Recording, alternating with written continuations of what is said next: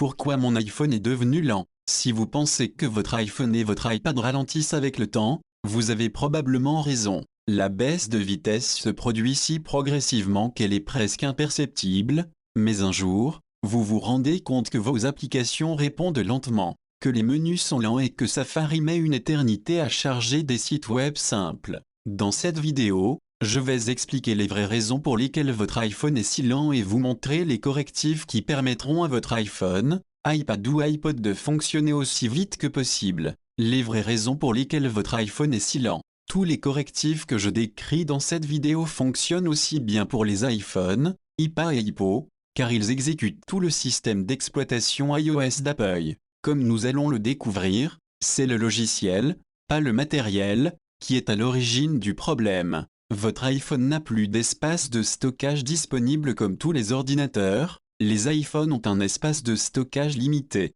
Les iPhones actuels sont disponibles en version 16 Go, 64 Go et 128 Go.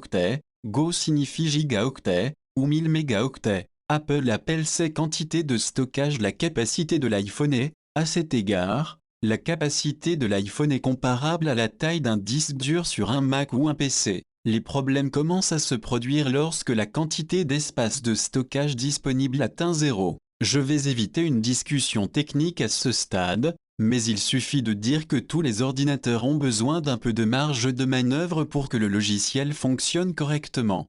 Comment vérifier combien d'espace libre est disponible sur mon iPhone? Dirigez-vous vers Paramètres puis Général et ensuite à propos et regardez le numéro à droite de Disponible. Si vous avez plus de quelques gigaoctets disponibles, passez à l'étape suivante, ce n'est pas le problème. Combien de mémoire dois-je laisser disponible sur mon iPhone? L'iPhone est un appareil très économe en mémoire. D'après mon expérience, vous n'avez pas besoin de beaucoup de mémoire disponible pour que les choses se passent bien. Mon conseil pour éviter un iPhone lent est le suivant. Gardez au moins 500 mots d'espace libre et 1 gigaoctet d'espace libre si vous souhaitez être totalement en sécurité.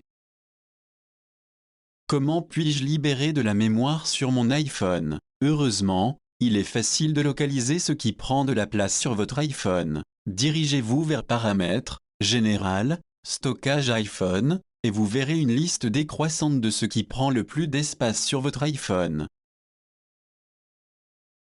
Les photos doivent être supprimées à l'aide de l'application Photo, d'iTunes ou du Finder, mais la musique et les applications peuvent facilement être supprimées de cet écran. Pour les applications, appuyez simplement sur le nom de l'application et appuyez sur Supprimer l'application. Pour musique, faites glisser votre doigt de droite à gauche sur les éléments que vous souhaitez supprimer, puis appuyez sur Supprimer. Vous pouvez rapidement optimiser le stockage de votre iPhone en activant certaines des fonctionnalités sous le sous-menu Recommandations. Par exemple, si vous activez la suppression automatique des anciennes conversations, votre iPhone supprimera automatiquement tous les messages ou pièces jointes que vous avez envoyés ou reçus il y a plus d'un an. Toutes vos applications sont chargées en mémoire à la fois, et vous ne le savez pas. Que se passe-t-il si vous ouvrez tout un tas de programmes en même temps sur votre Mac ou PC? Tout ralentit. Votre iPhone n'est pas différent. Chaque fois que vous ouvrez une application, elle est chargée dans la mémoire de l'application sur votre iPhone.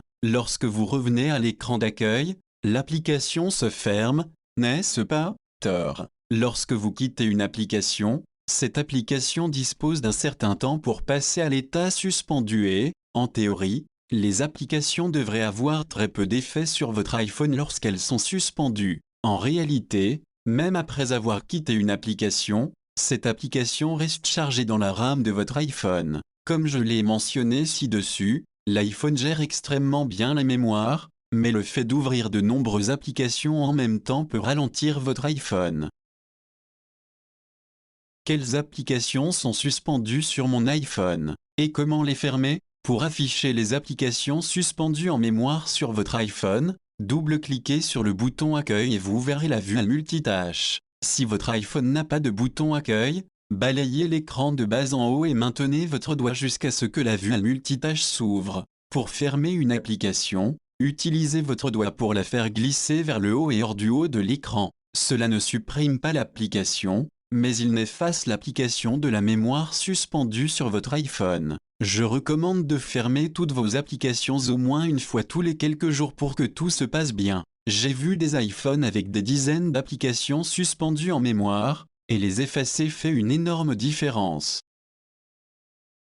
Gardez vos applications à jour. Une façon de faire fonctionner efficacement votre iPhone et vos applications est de les mettre à jour régulièrement. Les développeurs publient des mises à jour d'applications pour corriger les bugs et introduire de nouvelles fonctionnalités. Pour voir quelles applications ont des mises à jour disponibles, ouvrez l'App Store et appuyez sur l'icône de compte dans le coin supérieur droit de l'écran. Faites défiler jusqu'à la section mise à jour, puis appuyez sur mettre à jour à côté d'une application que vous souhaitez mettre à jour, ou appuyez sur tout mettre à jour pour mettre à jour chacune de vos applications simultanément.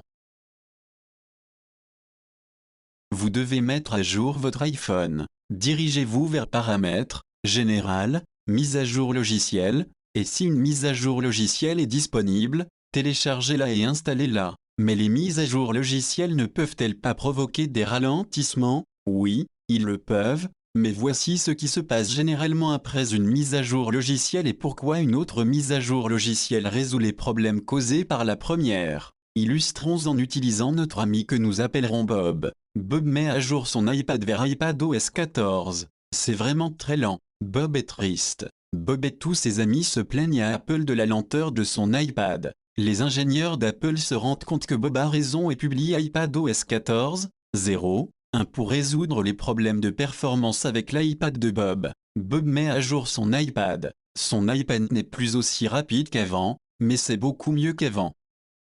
Certaines de vos applications fonctionnent toujours en arrière-plan. Il est important que certaines applications continuent de fonctionner même après leur fermeture. Si vous utilisez une application comme Facebook Messenger, vous voudrez probablement être alerté chaque fois que vous recevez un nouveau message. C'est bien beau, mais je pense qu'il est important que vous compreniez deux choses concernant les applications autorisées à s'exécuter en arrière-plan. Toutes les applications ne sont pas codées par des développeurs ayant la même compétence. Une application exécutée en arrière-plan peut ralentir considérablement votre iPhone, tandis qu'une autre peut avoir un impact indiscernable. Il n'y a pas de bonne façon de mesurer l'impact de chaque application, mais une règle empirique est que les applications moins connues avec des budgets plus petits peuvent être plus problématiques que les applications à gros budget, simplement en raison de la quantité de ressources nécessaires pour développer une application de classe mondiale. Je pense qu'il est très important pour vous de choisir les applications que vous souhaitez autoriser à continuer de s'exécuter en arrière-plan de votre iPhone.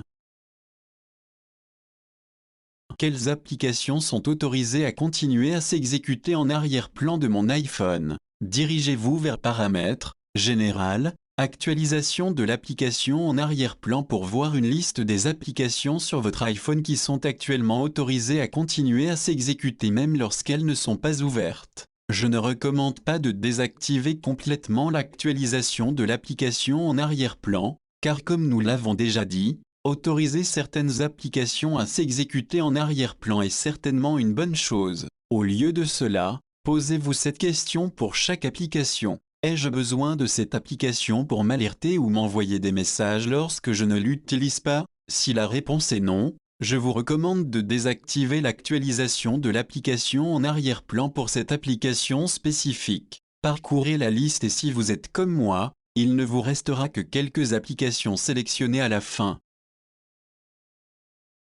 Éteignez et rallumez votre iPhone. Le simple redémarrage de votre iPhone peut-il faire une grande différence? Oui. Surtout si vous avez terminé toutes les étapes précédentes, éteindre votre iPhone purge la mémoire de l'iPhone et lui donne un nouveau départ propre. Comment redémarrer mon iPhone? La façon de redémarrer votre iPhone varie en fonction du modèle que vous possédez. Si votre n'a pas Face ID, maintenez enfoncé le bouton veille réveil, également appelé bouton d'alimentation, jusqu'à ce que glisser pour éteindre apparaisse. Si votre iPhone a Face ID, maintenez simultanément le bouton latéral et l'un des boutons de volume enfoncé jusqu'à ce que glisser pour éteindre apparaisse. Faites glisser votre doigt sur l'écran et attendez que votre iPhone s'éteigne complètement. Ne soyez pas surpris s'il faut environ 30 secondes pour que le petit cercle blanc s'arrête de tourner. Une fois votre iPhone éteint, Maintenez enfoncé le bouton d'alimentation, iPhone sans Face ID, ou le bouton latéral,